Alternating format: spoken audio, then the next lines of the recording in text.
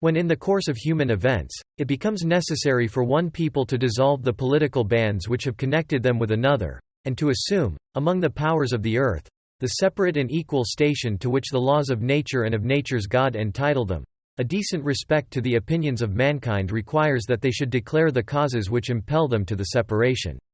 We hold these truths to be self-evident, that all men are created equal, that they are endowed by their Creator with certain unalienable rights, that among these are life, liberty, and the pursuit of happiness. That to secure these rights, governments are instituted among men, deriving their just powers from the consent of the governed, that whenever any form of government becomes destructive of these ends, it is the right of the people to alter or to abolish it, and to institute new government, laying its foundation on such principles and organizing its powers in such form, as to them shall seem most likely to affect their safety and happiness. Prudence, indeed, will dictate that governments long established should not be changed for light and transient causes, and accordingly all experience hath shown, that mankind are more disposed to suffer, while evils are sufferable, than to right themselves by abolishing the forms to which they are accustomed. But when a long train of abuses and usurpations, pursuing invariably the same object, evinces a design to reduce them under absolute despotism, it is their right, it is their duty, to throw off such government, and to provide new guards for their future security. Such has been the patient sufferance of these colonies, and such is now the necessity which constrains them to alter their former systems of government.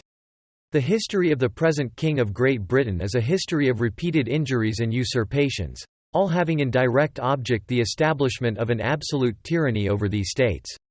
To prove this, let facts be submitted to a candid world. He has refused his assent to laws, the most wholesome and necessary for the public good.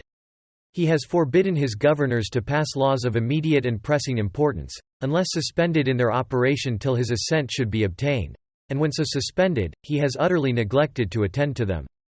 He has refused to pass other laws for the accommodation of large districts of people, unless those people would relinquish the right of representation in the legislature, a right inestimable to them and formidable to tyrants only.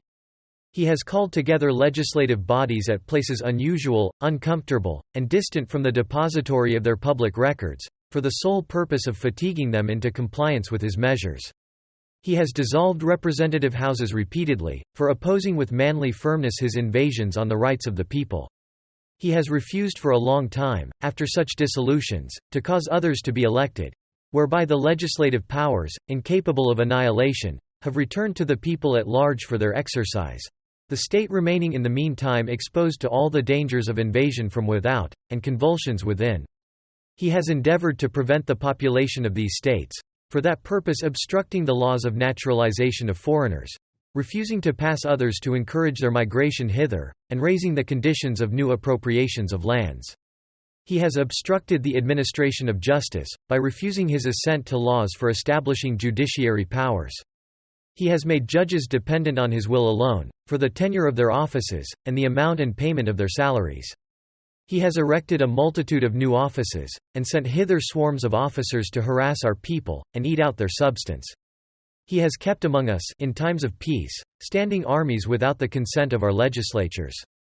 He has affected to render the military independent of and superior to the civil power.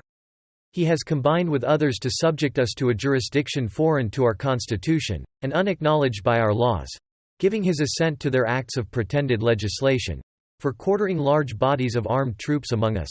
for protecting them, by a mock trial, from punishment for any murders which they should commit on the inhabitants of these states, for cutting off our trade with all parts of the world, for imposing taxes on us without our consent, for depriving us, in many cases, of the benefits of trial by jury, for transporting us beyond seas to be tried for pretended offences, for abolishing the free system of English laws in a neighbouring province, establishing therein an arbitrary government, and enlarging its boundaries so as to render it at once an example and fit instrument for introducing the same absolute rule into these colonies. For taking away our charters, abolishing our most valuable laws, and altering fundamentally the forms of our governments, for suspending our own legislatures, and declaring themselves invested with power to legislate for us in all cases whatsoever. He has abdicated government here, by declaring us out of his protection and waging war against us.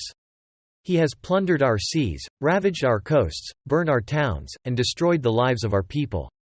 He is at this time transporting large armies of foreign mercenaries to complete the works of death, desolation and tyranny, already begun with circumstances of cruelty and perfidy scarcely paralleled in the most barbarous ages, and totally unworthy of the head of a civilized nation.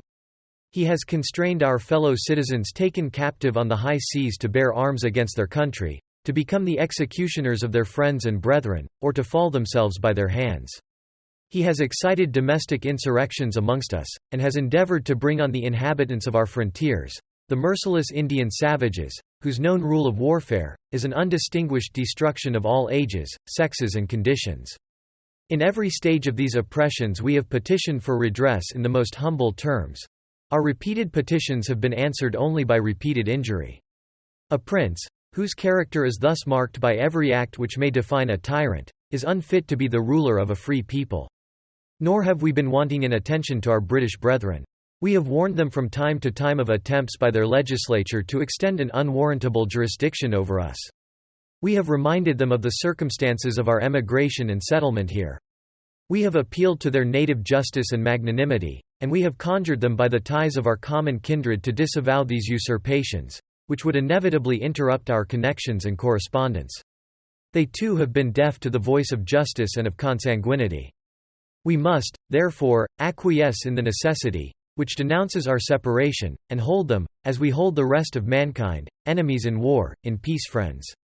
We, therefore, the representatives of the United States of America, in General Congress, assembled, appealing to the Supreme Judge of the world for the rectitude of our intentions, do, in the name, and by the authority of the good people of these colonies, solemnly publish and declare, that these united colonies are, and of right ought to be free and independent states, that they are absolved from all allegiance to the British Crown, and that all political connection between them and the state of Great Britain is and ought to be totally dissolved, and that as free and independent states, they have full power to levy war, conclude peace, contract alliances, establish commerce, and to do all other acts and things which independent states may of right do. And for the support of this declaration, with a firm reliance on the protection of divine providence, we mutually pledge to each other our lives, our fortunes and our sacred honor.